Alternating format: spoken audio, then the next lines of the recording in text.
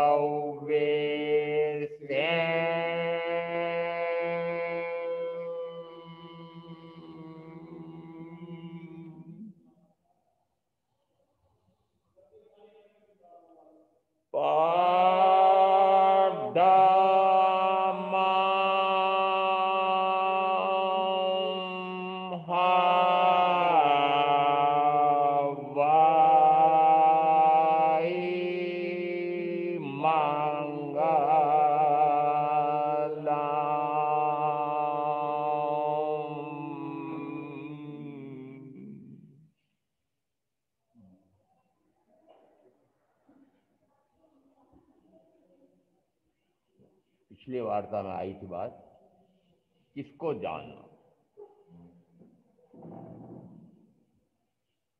मूलतः तो अपने आप को ही जानना है, मेरा स्वयं का स्वरूप कैसा है।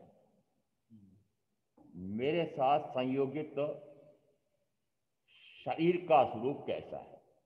दो द्रव्य, एक जीव द्रव्य और दूसरा अजीव द्रव्य, ये दोनों अनादि से अनंत काल हो गया एक साथ है।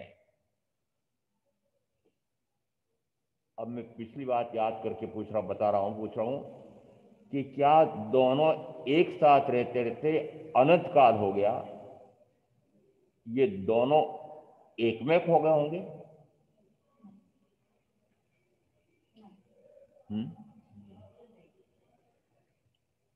इतने समय तक यदि एक साथ रह रहे हैं तो एक ने दूसरे ने पहले का अस्तित्व मिटा दिया, दोनों एक ही हो गए क्या? तो उत्तर आता है कि दोनों पूर्णतः द्रव्य से, क्षत्र से, काल से, भाव से, गुण से, और फिर का द्रव्य से, गुण से, पर्याय से, 8 अपेक्षाओं से पूर्व की वार्ता में तय किया था कि ये दोनों पूर्णतः भिन्न है। पुद्गल द्रव्य तो इस आत्म द्रव्य के साथ कुछ समानता रखता है। कौन सी समानता है? पुद्गल द्रव्य और जीव द्रव्य में कोई एक समानता तो है, परंतु पौद्गलिक शरीर में और आत्मा में किसी भी अपेक्षा से कोई समानता नहीं है। वो एक समानता पुद्गल से कैसी है?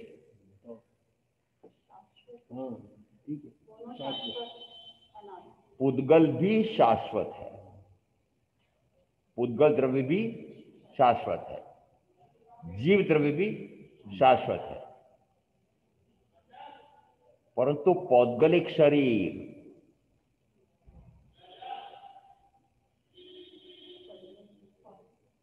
पुद्गल यदि शाश्वत है तब भी पुद्गल अपने स्वयं के जो उसके भाव से अनंत वर्ण, अनंत गंध, अनंत रस, अनंत स्पर्श उसमें निरंतर पर्यांतरित हो रहा है, वह एक समय के लिए भी रुकता नहीं है।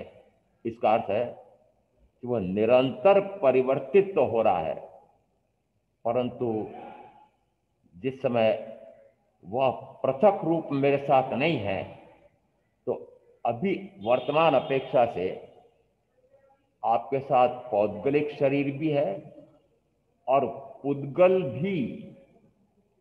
पुद्गल में कौन कौन? क्योंकि जितने आपके पास चल और अचल संपदा है वो पुद्गल ही है।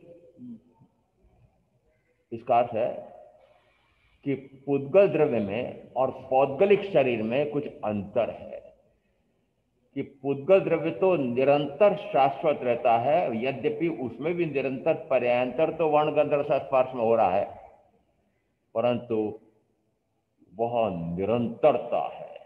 परंतु इस पौद्गलिक शरीर के संबंध में कहा जाता है कि मैंने पूर्व के भाव में जितनी आयुष कर्म का बंध किया था उतने समय तक यह मेरे साथ संबद्ध संयोगित रहेगा और उसके बाद यह मुझसे पृथक हो जाएगा। जिस समय यह मेरे साथ है उस समय भी यह अपने वर्ण में, गंध में, रस में, स्पर्श में निरंतर पर्यांतरित हो रहा है, और जिस समय मैं इसको छोड़ दूंगा आयुष्काल पूरा होने पर, तब क्या इसका पर्यांतर रुक जाएगा? नहीं। यदि द्रव्य है तो द्रव्य के साथ उसके गुण हैं, और द्रव्य और गुण है तो निश्चित है कि उसके साथ उसकी निरंतर परिवर्तित होती हुई परिस्थितियां, अवस्थाएं हैं, और उस आधार पर एक त्रिवेदी बनती है। उसको हम कहते हैं द्रव्य, गुण और पर्याय। द्रव्य और गुण निरंतर एक साथ रहते हैं, सहवर्ती हैं। सहवर्ती यानी एक साथ रहने वाले, परंतु पर्याय पर्याय कौन सी? पूर्व में उदाहरण दिया था, याद रखा हो तो रखा हो। एक आम का उदाहरण दिया था। आम चाहे वह कच्चा है तब भी आम कहलाता है, जिस समय पक गया तब भी आम कहलाता है, जिस समय वह सड़ गया है तब भी आम कहलाता है, जिस समय वो कच्चा है तब भी उसमें वर्ण में, गंध में, रस में, स्पर्श में वह है, जिस समय वह पक गया तब भी वर्णमय, गंधमय, रसमय, स्पर्शमय है, जिस समय वह सड़ गया तब भी वर्ण गंध रस स्पर्शमय है। तो बदला क्या? बदला क्या? निरंतर उस वर्ण में परिवर्तन होता है, अवस्थांतर होता है। कैसे हुआ? याद रखा दृष्टांत कि जिस समय उस कच्चे आम को आम्रपाल ने घर पर ला करके और पकाने की प्रक्रिया में डाला, तो क्या उसमें वर्ण, गंध, रस, स्पर्श में परिवर्तन हुआ?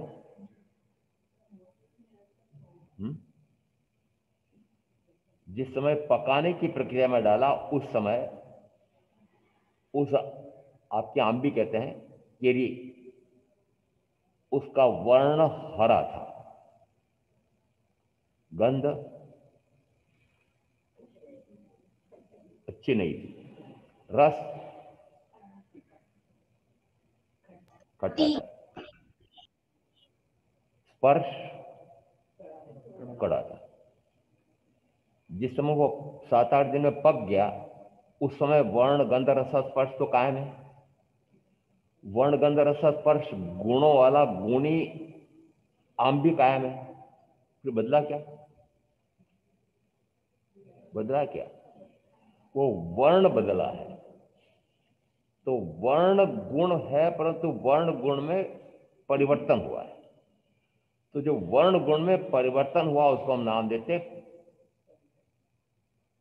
पर्याय। द्रव्य आम, द्रव्य हो गया आम, गुण हो गए उसके वर्ण, गंध, रस, स्पर्श, और पर्याय हो गई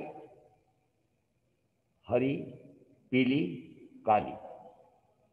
अभी हम तीन ही लेते हैं, परंतु प्रत्येक पुद्गल में ये वर्ण कितने हो सकते हैं? ठीक है, अनंत। कितनी पर्याय हो सकती वर्ण की? अनंत पर्याय।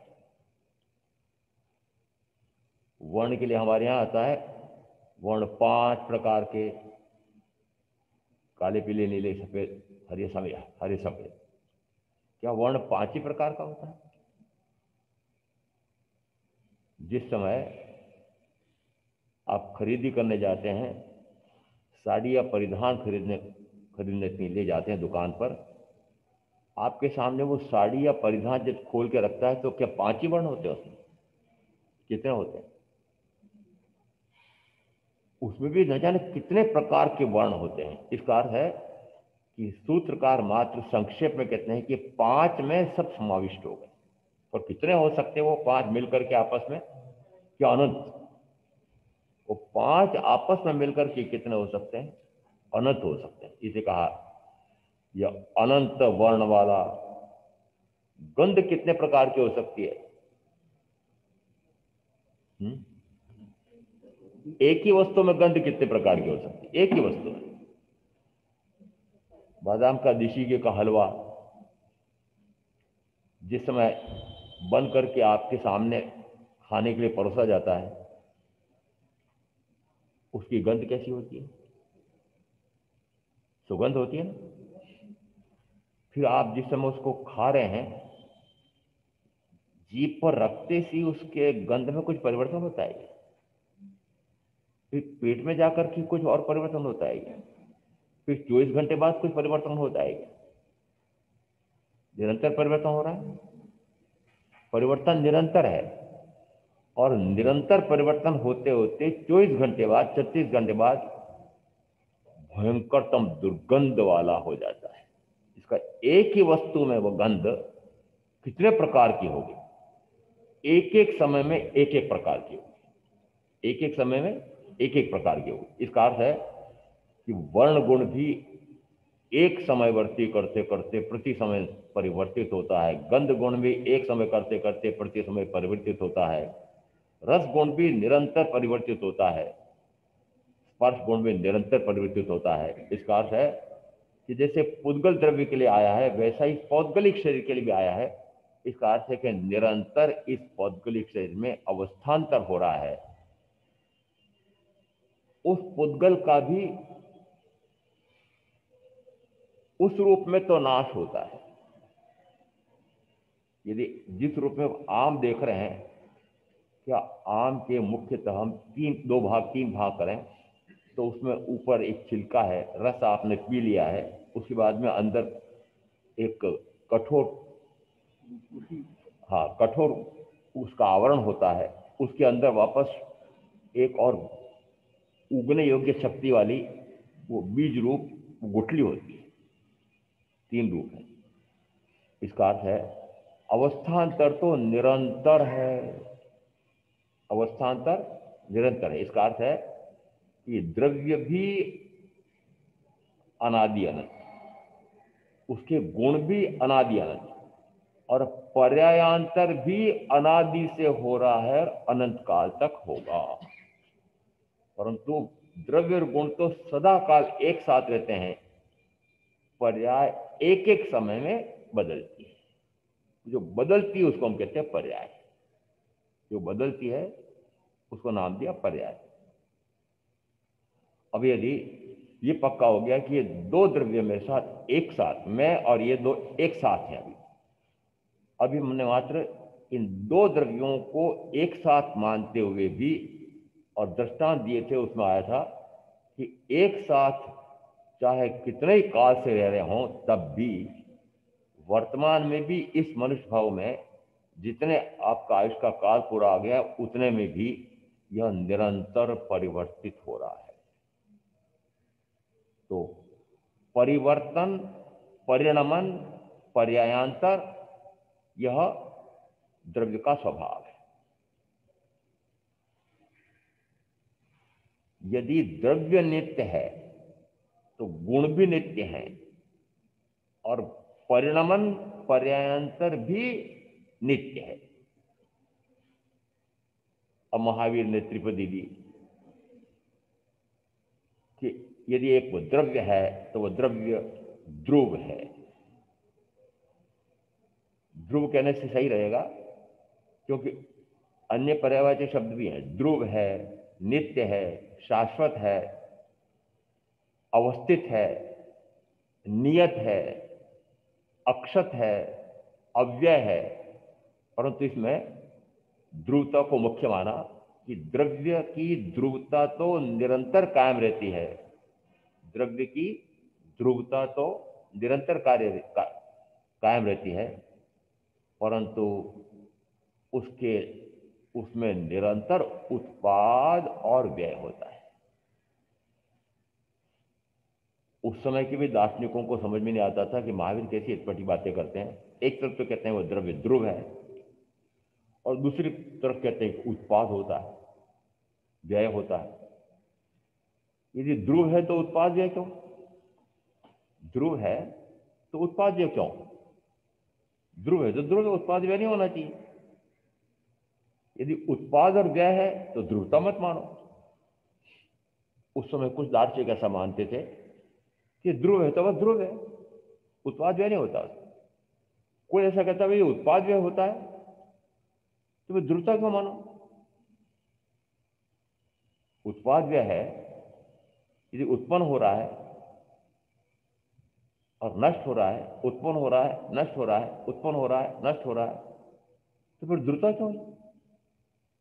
एक ने कहा ध्रुव है तो फिर उत्पाद व्यय क्यों मानते हो? महावीर कहते हैं उत्पाद और व्यय भी मानो, और उत्पाद और व्यय जिसमें हो रहा है उसको भी ध्रुव मानो, स्थायी मानो, निश्चित मानो, शाश्वत मानो। तो महावीर का एक सिद्धांत बना परिणामी नित्य। शब्द आया है परिणामी नित्य, यानी परिणामन भी नित्य है और वह द्रव्य भी नित्य है। नित्य परिणामी या परिणामी नित्य। और इस पर से समझ में आता है यदि इन दो द्रव्यों में ऐसा हो रहा है तो मुख्यतः तो इस लोक में मात्र दो द्रव्य हैं, एक जीव द्रव्य और दूसरा अजीव द्रव्य। इन दो के संदर्भ में पहले उदाहरण दिए थे कि दोनों द्रव्य, जीव द्रव्य और यह पौद्गलिक शरीर,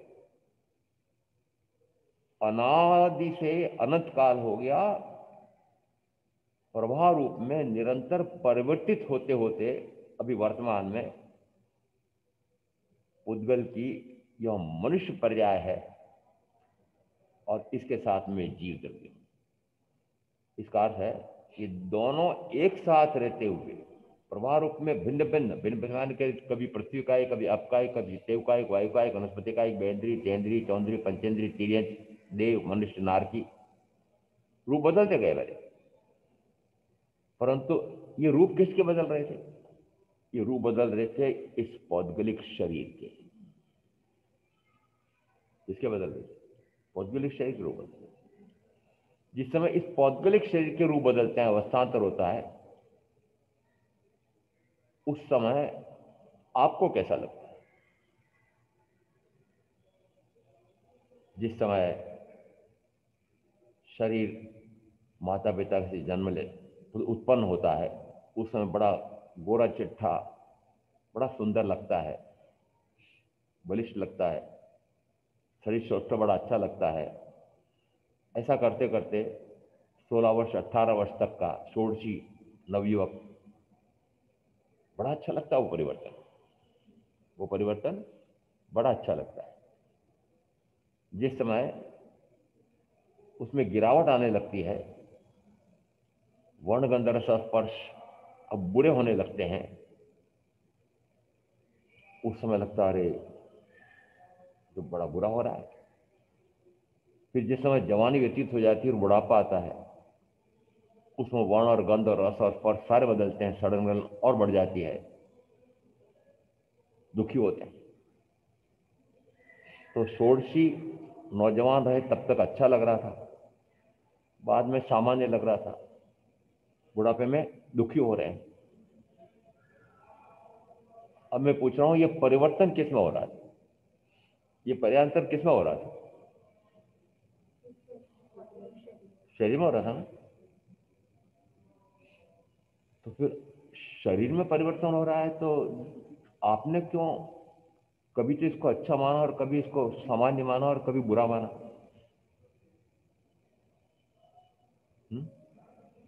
आपने इसलिए माना कि ये मैं हूं, ये मेरा है। जिस समय इसमें ये वर्ण गंध रस स्पर्श मेरे अनुकूल होते हैं तो मैं राजी होता हूं, प्रसन्न होता हूं, हर्षित होता हूं। जिस समय सामान्यतः चलते रहते हैं उसमें मुझे अच्छा लगता है। जब इसके वर्ण गंध रस स्पर्श बदलते हैं, सड़ना गलना बढ़ता जाता है, दुखी होता हूं। किस कारण से ऐसा हुआ है? ये दुखी होना, सुखी होना, इसके वर्ण में, गंध में, रस में, स्पर्श में, इसकी सड़न में, गलन में जो परिवर्तन हो रहा है, कभी अनुकूल लगता है और कभी प्रतिकूल लगता है। ये प्रतिकूल अनुकूल मुझे क्यों लग रहा है, ये पता लगाओ। आपने माना कि ये मैं हूं, मेरा है। ये मैं हूं, ये मेरा है। जीवनी उत्पत्ति अने रोग शोक दुख मृत्यु देहनो स्वभाव जीव पदमा जणाय छे एवो जे अनादि एक रूपनो मिथ्यात्व भाव। वचनामृत में एक कविता आया है, देह जीव एक रूप भाषे से अज्ञान वही। तो हमारा जीवनी उत्पत्ति अने रोग शोक दुख मृत्यु सारे आ गए उसमें। देह नो स्वभाव, ये स्वभाव किसका है? देह का स्वभाव। आपने क्या मान लिया? ये मुझ में हो रहा है, ये मेरा हो रहा है। ये इसके साथ जैसे ही आपने मेरापन जोड़ा, और मेरापन जोड़ते से, अपनत्व जोड़ते से कभी तो ममत्व होता है, कभी तो अच्छा लगता है और कभी बुरा लगता है। अच्छा लगता है, प्रसन्न होते हो, कर्म बनते हैं। बुरा लगता है, दुखी होते हो, फिर कर्म बनते हैं। ये कब से चला आ रहा है? ये इस प्रकार से निरंतर हर्षित होकर के, दुखी होकर के और कर्म का आश्रय और बंध कब से चल रहा है? तो कहा जाता है अनादि से चल रहा है। अब जिस समय अनादि से चल रहा है, तो उस समय मैं कहता हूं कि यदि स्थावर काय का शरीर मिला था, या फिर बेंद्री, तेंद्री, चौंद्री, एक इंद्री, दो इंद्री, तीन इंद्री, चौंद्री, दो से चार तक विकलेंद्री में बना था, या फिर संगी पंचेंद्री तिरंज बना था, तब तक तो मुझे समझ में आने की शक्ति थी नहीं, समझ नहीं सकता था इतना। यदि संगी पंचेंद्री तिरंज भी बन गया, तब भी इतनी बुद्धि नहीं थी और ऐसी भाषा भी नहीं थी, तो मैं समझ में आता था मुझे ये क्या हो रहा है। अब इस भाव में शरीर कौन सा है? मनुष्य का है।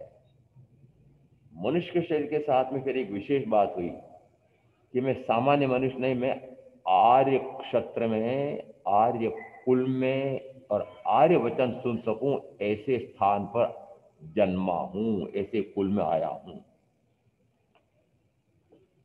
तो फिर जो पहले गलतियां की वो अभी भी करूं क्या? नहीं। देह जीव एक रूप भाष्य च अज्ञान वड़े क्रियानी प्रवृत्ति पण तेती तेम थाय छे। जीवनी उत्पत्ति અને રોગ શોક દુઃખ મૃત્યુ દેહનો સ્વભાવ જીવ પદમાં જણાય છે, એવો જે અનાદિ એક રૂપનો મિથ્યાત્વ ભાવ, એવો જે અનાદि एक रूपनो मिथ्यात्व भाव। गुजराती है, समझ में आती है? अनुवाद ना करूं हिंदी में तो आता ही नहीं आता समझ आ रहा है ना, कि दोनों एक साथ हो गए हैं। और एक साथ हो गए तो जिस समय मुझे लगता है कि परिवर्तन मुझ में हो रहा है, ये मिथ्या भाव, मिथ्यात्व कब से है? तो अनादि से है। और अनंत काल हो गया, वो मिथ्या मान्यता टूटी नहीं। तो अब टूटेगी क्या? अब टूट सकती है क्या? तो अनंत काल हो गया, टूटी नहीं। यदि ये मिथ्या मान्यता अनंत काल से टूटी नहीं, तो अब कैसे टूटेगी? कवित्व में आ रहा है, एवो जे अनादि एक रूपनो मिथ्यात्व भाव ज्ञानीना वचन वडे दूर थई जाय छे, भासे जड़ चैतन्यनो प्रकट स्वभाव भिन्न बने द्रव्य निज निज रूपे सिद्ध थाय छे। कि जिस समय ज्ञानी का वचन सुनता है, परम ज्ञानी तीर्थंकर परमात्मा का वचन सुनता है, या उनके अभाव में उनके द्वारा ही तत्व स्वरूप समझने वाले, उन सत असत को जानने वाले, सतरूप आत्मा और असत रूप शरीर आदि ऐसे उनको जानने वाले, फिर सत को सत रूप जान करके, असत को असत रूप जान करके, और असत से परे होने वाले सदगुरु, उनसे यदि मैं सुनता हूं और उनसे सुनता हूं, तो कहा कि वो अनादि का मिथ्या मान्यता का भाव वो टूटता है और दोनों द्रव्य अपने अपने स्वरूप में पृथक पृथक भिन्न अनुभव में आते हैं। जिस समय युद्ध का समय था, इसका से पुराना दृष्टांत है। बहुत समय से एक सोने की इस प्रकार की म्यान पड़ी हुई थी। जैसे युद्ध रणभेरी बजती है और योद्धा ने बच्चों को कहा, वो तलवार लाजा ना जरा। उसको समझ में आया तलवार कहाँ में थी, इसको मैं तो म्यान समझ रहा था।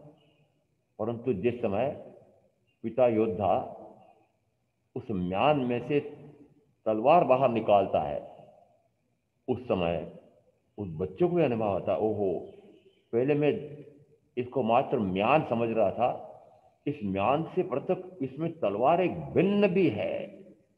तो तलवार और म्यान पहले दोनों एक में एक लग रहे थे, जैसे उस योद्धा ने अलग किया, वो दोनों भिन्न भिन्न उस बच्चे को भी अनुभव में आया। पर उसको अनुभव कब आया? दोनों भिन्न भिन्न हुए तब। योद्धा को कब से है? योद्धा को कब से है? योद्धा को बहुत समय पहले से है। ये दोनों अलग अलग हैं। इसी प्रकार से ज्ञानी को तो ये दोनों पूर्णतः भिन्न भिन्न है, ऐसा अनुभव में सिद्ध है। परंतु अज्ञानी को समझ में नहीं आता है कि दोनों भिन्न भिन्न कैसे हैं। तो ज्ञानी के वचन से, जैसे योद्धा ने जैसे उसमें से तलवार अलग की तो बच्चे को समझ में आ गया ये तो दोनों अलग अलग है, मैं एक समझ रहा था। उसी प्रकार से ज्ञानी के वचन सुन करके और वो बच्चा भी समझता है कि अरे दोनों एक में एक लग रहे थे, वास्तव में दोनों अलग अलग हैं। इस दृष्टांत से क्या आपको ये समझ में आता है कि एक तो यह शरीर और दूसरा में आत्मा, ये दोनों अनादि से एक साथ हैं, एक साथ रहे हैं, भिन्न भिन्न प्रकार के रूपों में रहे हैं, परंतु एक साथ दोनों रहे हैं। और अब यदि ज्ञानी का वचन सुने, अभी आपने सुना, उस पर से क्या ये समझ में आया कि दोनों एक साथ रहते रहते तो चाहे अनंत काल हो गया तब भी ये दोनों कभी भी एक में एक हुए नहीं, कभी भी एक में एक होते नहीं, कभी भी एक में एक होंगे नहीं। शरीर शरीर का था, शरीर का है, शरीर का ही रहेगा। आत्मा में मेरा था, मैं मेरा हूं, मैं मेरा रहूंगा। ये शरीर कभी मेरा हुआ नहीं, होता नहीं, होगा नहीं। मैं इस शरीर का कभी हुआ नहीं, होता नहीं, होऊंगा नहीं। 9 अपेक्षाओं से इन दोनों में पूर्णतः भिन्नता का भेद। जिस समय इन दोनों में इस प्रकार से पूर्णता का भेद जान लिया जाता है, प्रथमतः शब्द से जानेंगे, शब्द से ही सुनेंगे, शब्द से याद रखेंगे, परंतु फिर शब्दातीत भावों से अंदर में पक्का हो जाएगा कि ये मैं नहीं और मैं ये नहीं, मैं ये नहीं और ये मैं नहीं। उसको हमारे यहां नाम दिया, फिर देहाध्यास छूट जाता है। देहते हूं ते देह, गुजराती में कहा जाता है देहते हूं, शरीर ही मैं हूं, मेरा ही शरीर है। ये अनादि जो मिथ्या मान्यता है, ज्ञानी के वचन से यह पक्का हो गया। और ये देह देह की थी, देह देह की है, देह देह की रहेगी। मैं मेरा था, मैं मेरा हूं, मैं मेरा रहूंगा। दोनों में पूर्णतः हर दृष्टि से भिन्नता का भेद ज्ञान हुआ। उसको फिर शास्त्रीय भाषा में कहा द्रव्य से, क्षत्र से, काल से, भाव से, द्रव्य से, गुण से, पर्याय से, 8 अपेक्षाओं से पूर्णतः भिन्न है। दूसरा, यद्यपि अभी मात्र 2 द्रव्यों की बात हुई है, परंतु इस लोक में 6 द्रव्य हैं। लोक में 6 द्रव्य हैं। इस 6 द्रव्यों में एक जीव है और 5 अजीव हैं। तो जीव की परिभाषा में यह आ गया कि जिसमें जानने की, देखने की, अनुभव करने की शक्ति है वो जीव है। जिसमें जानने की, देखने की, अनुभव करने की शक्ति नहीं है वह अजीव है।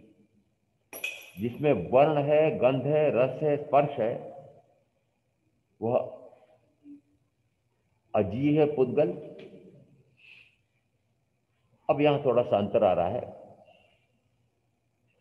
शेष 4 द्रव्य कौन कौन से हैं? एक आया उसमें धर्म द्रव्य, अधर्म द्रव्य, आकाश द्रव्य और काल द्रव्य। धर्म द्रव्य क्या होता है? धर्म द्रव्य होता कैसा है, क्या है ये, इसके गुण क्या है? तो गुण से गुणी को पहचाना जाता है। इसका गुण है यह, यदि जीव और पुद्गल गमन करना चाहे तो गमन करने में सहायभूत सहायभूत सहायभूत सहायभूत ऐसा निरंतर ऐसा इसका गुण है। गमन करने का सामर्थ्य तो जीव और पुद्गल में है। दृष्टांत देते हैं, आंख में शक्ति है कि मैं देख सकता हूं। मकान से मुझे बाहर देखना है, खिड़की बंद है, तो आंख की देखने की शक्ति होते हुए भी खिड़की बंद है तो नहीं देख सकता बाहर। जब मुझे बाहर देखना है तो खिड़की खोलनी पड़ेगी। बाहर देखना है तो खिड़की खोलनी पड़ेगी। क्या खिड़की ने मुझे बाहर का दृश्य दिखाया? नहीं, दृश्य तो मैं देख रहा हूं, पर खिड़की बाहर दिखाने में खुल जाने पर निमित्त बनी है, मात्र निमित्त है। देखने की शक्ति मेरी स्वयं की है। उसी प्रकार से गमन करने की शक्ति जीव और पुद्गल में स्वयं में है। वह धर्म द्रव्य गमन करवा नहीं सकता। क्या खिड़की दिखा सकती है? खिड़की नहीं दिखा सकती। देखने की शक्ति तो मेरे पास है, पर खिड़की दिखाने की निमित्त है। दिखाने की निमित्त है, उसकी भी महत्ता है। उसकी महत्ता इसलिए कि खिड़की का निमित्त न मिले तो बाहर का दृश्य देख नहीं सकता। इस कारण से धर्म द्रव्य का भी महत्व है। चाहे वो निमित्त है, तब भी यदि जीव और पुद्गल को गमन करने की शक्ति है, वो गमन कर तो सकता है, परंतु गमन करे तो कोई ना कोई निमित्त तो चाहिए। दृष्टांत देते हैं, मछली को पानी में तैरने की शक्ति है। मछली के पास शक्ति है कि वो पानी में तैरती है। पानी ना हो तो नहीं तैर सकती है। क्या पानी ने तिराया? नहीं, पानी मात्र निमित्त कारण बना है कि उस पानी के निमित्त के कारण से वह मछली तैरती है। शास्त्रकार ऐसा दृष्टांत देकर कहते हैं, उसी प्रकार से यह धर्म द्रव्य इस जीव या पुद्गल दोनों को गमन करने में निमित्त कारण बनता है। तो फिर धर्म द्रव्य की परिभाषा क्या हुई? जो जीव और पुद्गल को गमन करने में निरंतर सहायभूत सहायभूत सहायभूत सहायभूत होता है, उसको धर्म द्रव्य कहते हैं। क्योंकि इस धर्म द्रव्य का कार्य कब से चल रहा है? ठीक है, अनादि से चल रहा है। कब तक चलेगा? कि अनंत काल तक चलता रहेगा। तो फिर हम कहेंगे कि इसका त्रैकालिक अस्तित्व है। यदि त्रैकालिक अस्तित्व है तो फिर नाम दिया धर्मास्ति, धर्म द्रव्य की अस्थि है। फिर शब्द आया आगे काय। इस धर्मास्ति धर्म द्रव्य में द्रव्य से यह एक है, क्षत्र से यह असंख्यात प्रदेशी है। क्षत्र से असंख्यात प्रदेशी है। काल से यह त्रैकालिक है। भाव से यह गमन हेतुत्व, भाव से यह आवरणमय, अगंतमय, अरथमय, अस्पर्शमय है। और गुण से यह अवगाहना गुण से यह गति हेतुत्व गुण वाला है। अब इसमें देखिए, प्रथम तो द्रव्य से, क्षत्र से, काल से, भाव से, धर्म, अधर्म, आकाश और जीव, चारों में समानता है। चारों समानता। जीव एक है, क्षत्र से असंख्यात प्रदेशी है, काल से त्रैकालिक है, भाव से अवर्णमय, अगंधमय, अरथमय, अस्पर्शमय है।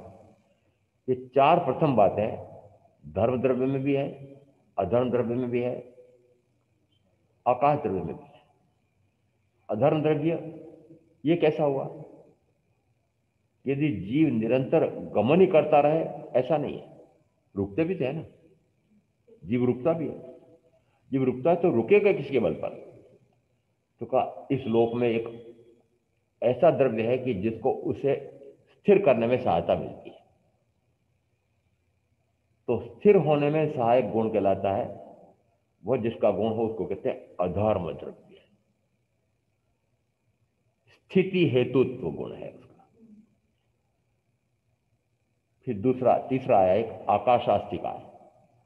आकाश यह क्या कार्य करता है कि वो सभी द्रव्यों को, अब पहले आया जीव और पुद्गल, अब यह दूसरा है, सभी द्रव्यों को यदि स्थान चाहिए,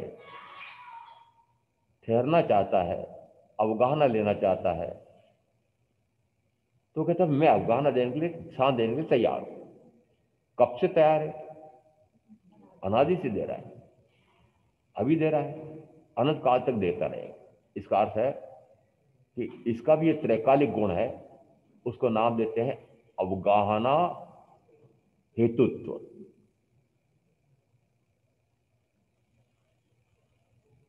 पहले आया इसमें जीव के लिए कि वो कैसा है कि उपयोग गुण वाला है, गुण अपेक्षा से आ रहा है। जीव उपयोग गुण वाला है, धर्म ग्रहण गुण वाला है, धर्म गति हेतुत्व गुण वाला है, अधर्म द्रव्य स्थिति हेतुत्व गुण वाला है, आकाश द्रव्य अवगाहना हेतुत्व गुण वाला है, पुद्गल द्रव्य ग्रहण हेतुत्व वाला है। पुद्गल द्रव्य ग्रहण हेतुत्व, पुद्गल में एक पुद्गल में दूसरे पुद्गल को, एक पुद्गल द्रव्य को दूसरे पुद्गल द्रव्य को ग्रहण करने का स्वभाव है। अब इसमें अभी तक हमने 5 द्रव्य देखे हैं। इन 5 द्रव्यों में 5 की अपेक्षा से पूर्णतः भिन्नता है। चलो गिनाओ कोई। जीव में उपयोग गुण है, धर्म द्रव्य में गति हेतुत्व गुण है, अधर्म द्रव्य में स्थिति हेतुत्व गुण है, आकाश द्रव्य में अवगाहना गुण हेतुत्व है, और काल में वह निरंतर मनुष्य क्षेत्र में, मनुष्य उसकी विद्यमानता में, साक्षी में काल की गणना कर पाया। तो काल की गणना करना है ना, यह भवन कितना वर्ष पुराना है, ये शरीर कितने वर्ष का हो गया है, इस प्रकार की गणना करने वाला तो मनुष्य होता है। मनुष्य क्षेत्र वाला ही, मनुष्य क्षेत्र में ही गणना है और मनुष्य गणना कर सकता है। मनुष्य क्षेत्र में तो और भी जीव है, परंतु गणना मात्र मनुष्य करता है। ये पशु पक्षी भी गिनती तो करते होंगे ना कि मेरा इतना काल निकल गया आयुष का, मेरा अमुक दिन जन्म हुआ था, इतने वर्ष का हो गया हूं। नहीं करता है? आयत है, आयत है कि इनका कितना आयुष काल होता है। वो इनका इतना आयुष काल होता है, ये गिनती वो पशु पक्षी ये नहीं कर रहे हैं। नारकी वो भी नहीं करते, देव ये भी नहीं करते, तो गिनती कौन करता है? मात्र मनुष्य करता है। तो मनुष्य अपने स्वयं के भी जन्म से लगाकर मृत्यु तक के काल गणना, फिर मेरे जन्म से लगाकर मृत्यु तक के काल में क्या क्या घटनाएं घटी, किस मनुष्य का, किस राजा का कैसा हुआ, ये सारी घटनाओं का जिसने देख देख करके, स्मरण रख करके याद रखा और संचित रखा, उसको हम कहते हैं वर्तना गुण। अब यहां 6 द्रव्य हो गए हैं और 6 द्रव्यों के अंतिम अपेक्षा से, गुण अपेक्षा से पूर्णतः भिन्नता है। चलो 6 की वापस गिनती करा दो फटाफट।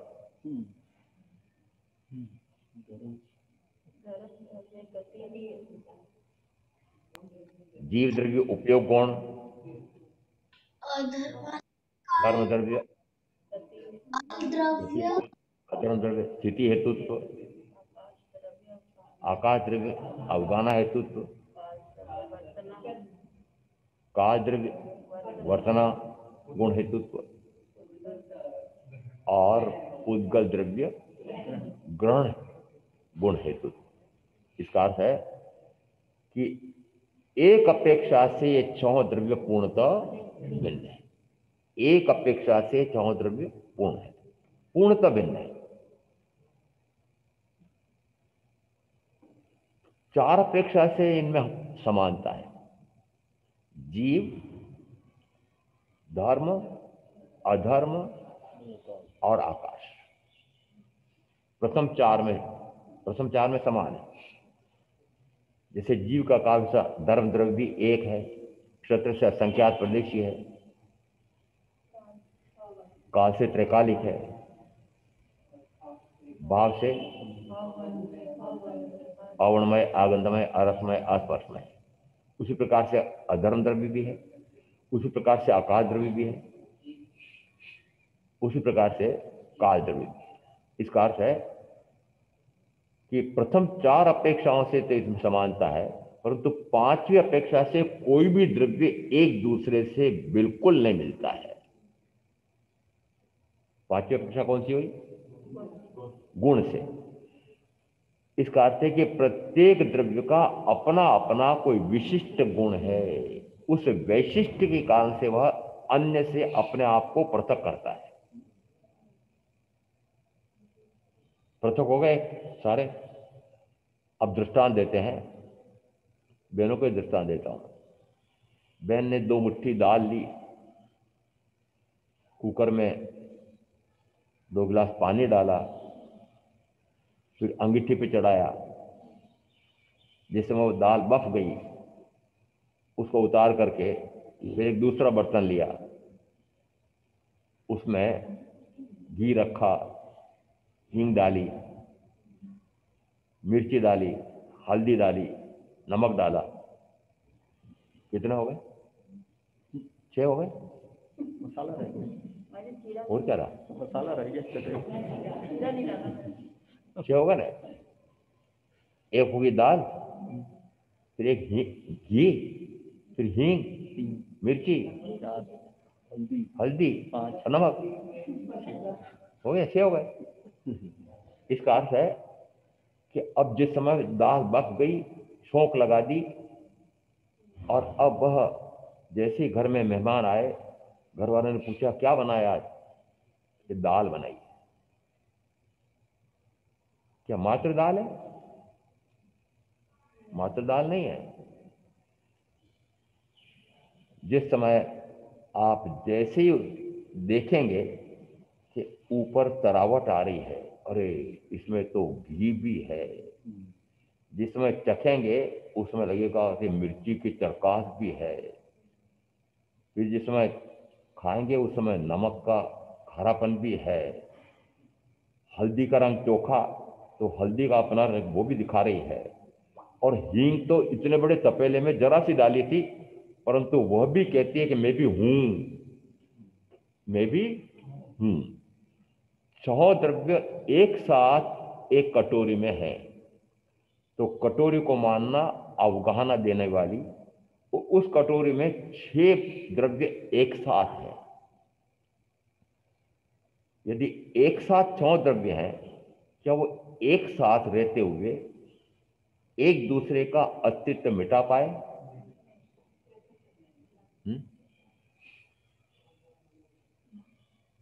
क्या उस दाल ने उस चरकास को निगल लिया? क्या उसके रंग को समाप्त कर दिया? क्या उसका खारापन मिटा दिया? जिस समय आप वो दाल खा रहे हैं, उस समय वो नमक कहता है मैं भी हूं। जिस समय मिर्ची लगती है, जलने लगती जीभ, उस समय वो मिर्ची बताती कि मैं भी हूं। इसका अर्थ है कि 6 एक साथ होते हुए भी वे 6 द्रव्य अपना अपना पृथक स्वतंत्र अस्तित्व बनाए हुए कायम है। पहले 2 द्रव्यों का उदाहरण दिया, जीव और शरीर, पौद्गलिक शरीर। अब यहां पर 6 द्रव्यों का उदाहरण दिया। इसका अर्थ है कि 6 द्रव्य चाहे एक साथ अनादि से है। अनुभव में मात्र मुझे 2 का आ रहा है, मैं आत्मा और मेरे साथ जुड़ा हुआ है शरीर। धर्म, अधर्म, आकाश और काल, इसका मुझे ध्यान भी नहीं आता है, ध्यान भी नहीं आता कि 4 और मेरे साथ हैं। परंतु ये चार और हैं मेरे साथ, ये कैसे पता लगेगा? यदि मैंने पलक खोली है, किसके बल पर खुली? हाथ उठाया है, उंगली उठाई है किसी पर, किसके धर्म, किसके कारण से? धर्म पर। यदि मैंने आंख मीची है, किसके आधार पर? अधर्म धर्म पर। फिर ये आंख कहो कि ये पूरा शरीर कहो, शरीर और आत्मा दोनों एक साथ हैं, तो दोनों रहते कहाँ हैं? आकाश द्रव्य में। फिर यदि इस शरीर को 84 वर्ष पूरे होने जा रहे हैं, तो काल बता रहा है कि 84 वर्ष लग रहा है, पूरा होने जा रहा है, 85 लगने वाला है।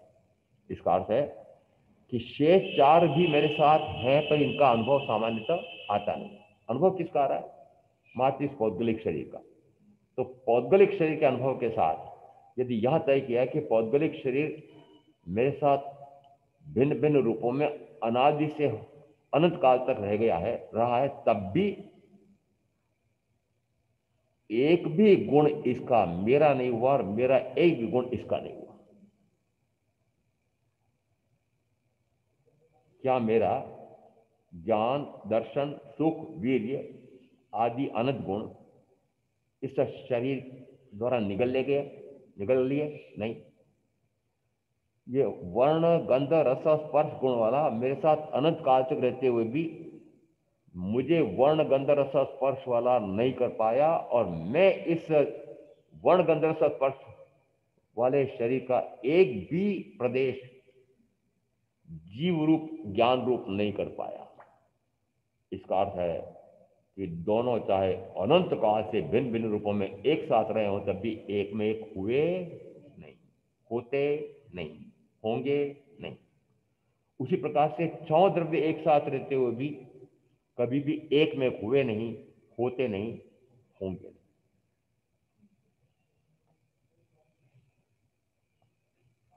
प्रारंभ किया था उत्पाद व्यय के साथ ध्रुवता, उपन्ने वा विगवे वा दुवे वा, कि जो उत्पन्न भी होता है, व्यय को भी प्राप्त होता है। शब्द को थोड़ा ध्यान देना, उत्पन्न भी होता है, नष्ट भी होता है, ये नहीं कहूंगा। उत्पन्न भी होता है, व्यय भी होता है, उत्पाद है, व्यय है, और द्रव्य की ध्रुवता भी है। उत्पाद व्यय क्या है? उत्पाद व्यय क्या है? यदि द्रव्य है तो उस द्रव्य में गुण है, और गुण का उत्पाद, उस गुण की एक अवस्था उसका उत्पाद हुआ, उसका फिर व्यय होता है, तो दूसरा गुण, दूसरी पर्याय प्रकट होती है। उद्गत से समझ में आता है, यदि उस आम के वर्ण गुण में जिस दिन पकाने की प्रक्रिया में रखा था, उस समय वर्ण हरा था, फिर वह एक एक समय करते करते पीला पड़ गया, फिर आगे एक एक समय करते करते वह काला पड़ गया। इसका अर्थ है, अब इसको शास्त्रीय भाषा में, आगमिक भाषा में कैसे कहेंगे?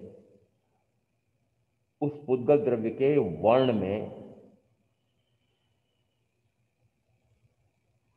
हरी पर्याय का व्यय हुआ और पीली पर्याय का उत्पाद हुआ। फिर पीली पर्याय का व्यय हुआ और काली पर्याय का उत्पाद हुआ। ये उत्पाद और व्यय निरंतर चलेगा और द्रव्य भी निरंतर रहेगा। तो उत्पाद व्यय भी नित्य है, और वह उत्पाद व्यय जिसमें हो रहा है वह भी नित्य है। कुछ ने कहा उत्पाद व्यय तो मानो, मैं उत्पाद व्यय तो मानता हूं, परंतु उत्पाद व्यय किसमें हो रहा है मैं नहीं मानता। ऐसे भी दार्शनिक हुए हैं, बुद्ध। चार्वाकवादी कहते हैं कि वास्तव में मात्र एक ही भव होता है, ये अलग अलग भव होते नहीं, पूर्व पश्चात में मानते ही नहीं, जन्म और पूर्व जन्म पश्चात जन्म मानते ही नहीं। 4 बार बृहस्पति आचार्य हुए। एक उसमें सांख्यमति कहते हैं नहीं, ध्रुव है बस। ध्रुव यानी उसकी गुण निरंतर एक समान रहते हैं। आत्मा निर्विकार स्वभाव वाला है, कूटस्थ नित्य है, उसमें कभी परिवर्तन नहीं होता है, उसमें विकार कभी आता ही नहीं है। सबने अपनी अपनी मान्यताएं बनाई। अब इसमें जीव द्रव्य के संदर्भ में देखना है कि जीव द्रव्य में भी उसके कुछ गुण हैं। गुण कौन से हैं? ज्ञान गुण है। अब ज्ञान गुण में पर्यायंतर कौन सा, कि जिस समय उस ज्ञान गुण से मैं अपने से तो अनभिज्ञ रहता हूं और पराये को अपने रूप जानता हूं, उस समय कहा जाता है ज्ञान गुण की विभाव पर्याय का उत्पाद हुआ। फिर उस पर्याय का जिस समय उत्पाद हुआ उसी समय वापस व्यय होता है, और व्यय होता है उस समय पुनः ज्ञान गुण की विभाव पर्याय का उत्पाद होता है। तो एक समयवर्ती ज्ञान गुण की विभाव पर्याय, फिर दूसरे समय में फिर विभाव पर्याय, फिर तीसरे समय में विभाव पर्याय करते करते अनंत काल हो गया। मेरे उस ज्ञान गुण पर इतना मोटा आवरण हो गया है कि मुझे स्वयं को, अपने आप को जानने की शक्ति है, यही समझ में नहीं आया। उस आवरण को हम कहते हैं ज्ञानावरण। दृष्टांत देते हैं कि अभी तो सूर्य एकदम तेज चमक रहा था, जेठ महीने की दिन की 12 बजे थी, तब भी रहा था, प्रकाश भी हो रहा था। थोड़ी देर बाद बादल गिरने लगे, थोड़ा सा वो दोनों मंद पड़ने लगे, फिर बादल गहराए काले पड़ गए। उसमें लगता है जैसे न सूर्य का प्रकाश है और न सूर्य का आतप, उसकी गर्मी भी नहीं है। कारण क्या हुआ? कारण हुआ बादलों का आवरण। सूर्य तो निरंतर तप रहा है, परंतु बादल के आवरण से न तपन का अनुभव हो रहा है न प्रकाश का अनुभव आ रहा है। उसी प्रकार से मेरे ज्ञान गुण पर आवरण आ गया। इस ज्ञानावरण के कारण से मैं अपने स्वयं के स्वरूप को नहीं जान पाता हूं, और नहीं जान पाने का कारण कौन बना? वो भी मैं ही। अनादि से मैं इस प्रकार की भूल करता आ रहा हूं कि अपने आप को जानता नहीं हूं और पराये को अपना जानता हूं। इसको कहते हैं ज्ञान गुण की विभाव पर्याय। 5 द्रव्य ऐसे हैं कि जिनमें निरंतर स्वभाव पर्याय ही होती है, विभाव पर्याय होती नहीं। उद्गल द्रव्य, औद्गलिक शरीर, इसमें मनुष्य को लगता है कि नहीं विभाव होता है, सड़न गलन होती है। दृष्टांत देते हैं, पानी भी शुद्ध है, मिट्टी भी स्वच्छ है, परंतु दोनों मिल गए तो मनुष्य की परिभाषा में कीचड़ कहलाता है। यह सड़ रहा है, गल रहा है, सड़ रहा है, गल रहा है। वस्तुतः सड़न और गलन वर्ण गंध रस स्पर्श में पर्यायंतर परिवर्तन उसका स्वभाव है। इसका अर्थ है धर्म, अधर्म, आकाश, काल और पुद्गल निरंतर अपने स्वभाव में ही रमण करते हैं। एकमात्र में विचक्षण बुद्धि वाला, विलक्षण शक्ति वाला, ज्ञान गुण वाला मैं निरंतर विभावी विभाव में रमण करता रहा। आप तो शायद अभी भी कर रहे होंगे। निरंतर विभाव, अपने को जानना नहीं, पराये को अपना जानना, ये ज्ञान गुण की वैभाविक परिणति। इसका अर्थ है कि निरंतर यह जीव पर्यायांतरित हो रहा है। वो पर्यायांतर जो है वह उस गुण में होता है। द्रव्य और उसके गुण सहवर्ती कहलाते हैं, और पर्याय एक एक समय बदलती है, उसको सहवर्ती कहते हैं, क्रमानुसार होती है। तो बना द्रव्य, गुण, पर्याय, उत्पाद, व्यय और ध्रुवता, त्रिपदी बनी। इस त्रिपदी के आधार पर महावीर कहते हैं कि इस तीनों को मानो तो द्रव्य का स्वरूप सत्य समझ में आता है, और तीनों को न माने तो द्रव्य का सही स्वरूप समझ में नहीं आता है। ऐसा तत्व का स्वरूप समझ करके मैं आप जो साधना करेंगे उनका अवश्य कल्याण होगा। ओम शांति। किसी को कोई प्रश्न पहले? उसी प्रश्न उसी है। हाँ, थोड़ा गहन हो गया है। ज्ञान हो गया। एकदम भाई जी। इस वार्ता में किसी को कोई शंका? बोल रहा है कोई कौन? हाँ जी कौन? गुरुदेव, हाँ, ये शरीर आपने कहा है हर वक्त बदलता है, तो ये जो शरीर है हमें बदलता हुआ दिखता नहीं है, तो ये कैसे, मतलब पर्याय बदलती है इसकी, मतलब जैसे बुढ़ापा आ गया उस पर्याय में आप कह रहे हैं? ये अनुभव किसको आता है? शरीर को नहीं। अनुभव नाम का गुण शरीर में नहीं है। वो अनुभव मुझे आ रहा जी है कि मैं अभी बाल वय में हूँ, अभी मैं जवान हूँ, अभी मैं प्रौढ़ हो गया हूँ, अभी वृद्ध हो गया हूँ, अभी रोगी हो गया हूँ। शरीर को पता नहीं है। उसका तो अनुभव नाम का गुण ही नहीं है, जानने का गुण ही नहीं है उसका। ये मैं जानता हूँ। तो इन 5 द्रव्यों में जो जो हो रहा है वे स्वयं जाने का गुण ही रखते हैं, पर इन 5 द्रव्यों में जो परिवर्तन हो रहा है जाने का गुण मेरे पास है, मैं जानता हूँ। ठीक है। जी ठीक है। और कोई प्रश्न? परिणामी नित्य का अर्थ है कि परिणामन भी नित्य है और द्रव्य भी नित्य है। परिणामन होना उसको कहते हैं परिणामी। तो आत्मा परिणामी भी है और नित्य भी। आत्मा का परिणामन गुण भी नित्य है, निरंतर परिवर्तन हो रहा है, और आत्मा भी नित्य है। तो नाम दिया नित्य परिणामी या परिणामी नित्य। ये महावीर की बड़ी विशेषता है। ये ऐसी विशिष्ट विशेषता है कि महावीर अन्य सारे दार्शनिकों से पूर्णतः भिन्न दिखाई देते हैं, विशेष दिखाई देते हैं।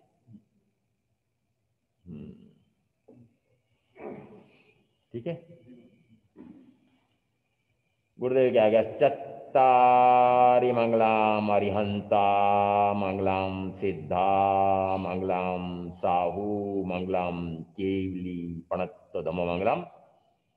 चत्तारि लघुत्तमा अरिहंता लघुत्तमा सिद्धा लघुत्तमा साहू लघुत्तमा केवली पणत्तदम लघुत्तमा।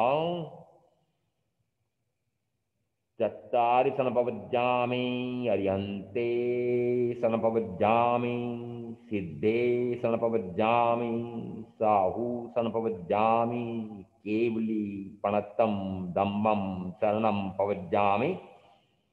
4 मंगलिक, 4 उत्तम, 4 शरणा और शरणा नहीं कोई, जो भव्य प्राणी आदरित तो अक्षय अमर पद हो।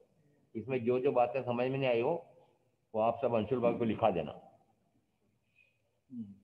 अगली नेक्स्ट दीपक भाई ने ये कहा था तो बाद में ध्रुव के ऊपर थोड़ा समझना